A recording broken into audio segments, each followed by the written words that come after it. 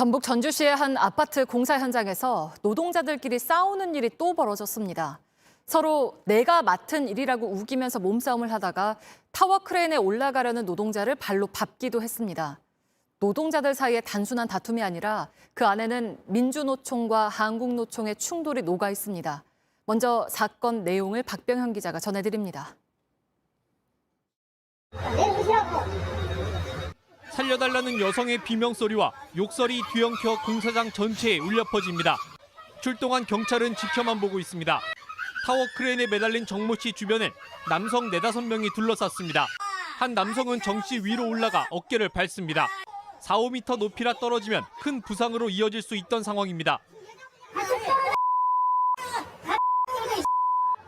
정 씨는 한국노총 소속으로 이날 타워 크레인을 몰기 위해 출근하던 중이었습니다.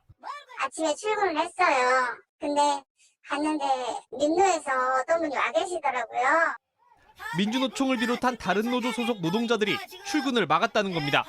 따라 올라온 거예요. 따라 올라와서 완전 그 수치감을 저 진짜 다 내가 동물인 줄 알았어요. 성적으로 그 수치심이 너무 심해가지고 등 이런 걸로 막 비비고 못 올라가게 떨어져 죽으라고나 했었고. 계약 문제가 충돌의 이유였습니다. 정 씨는 정상적으로 계약을 맺었고 약속된 날짜에 출근을 했다는 입장입니다. 근로계약서랑 다 쓰고 전 출근을 하게 되어 있어서. 시공사 측 역시 한국노총 측과 먼저 계약을 맺은 건 맞다고 했습니다.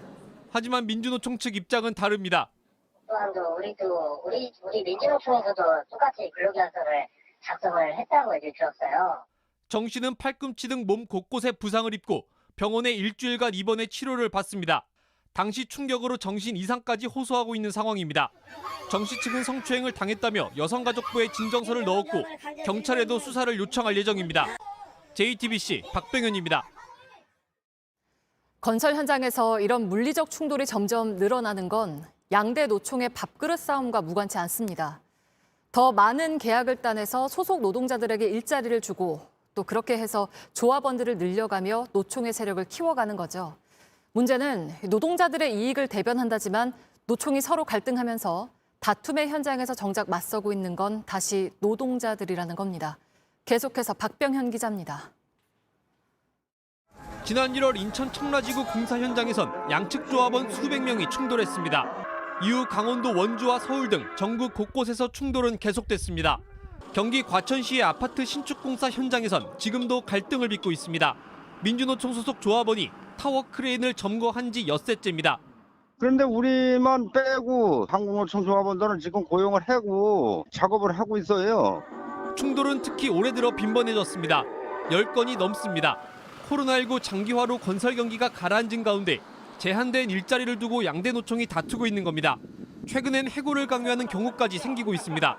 양대 노총이 서로 상대 노총 조합원을 쓰지 말라고 사측에 압력을 넣는 방식입니다.